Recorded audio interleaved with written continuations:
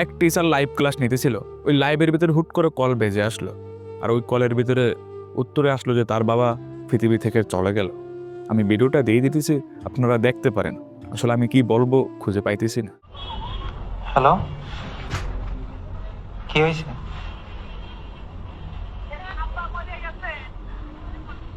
আরে আল্লাহ,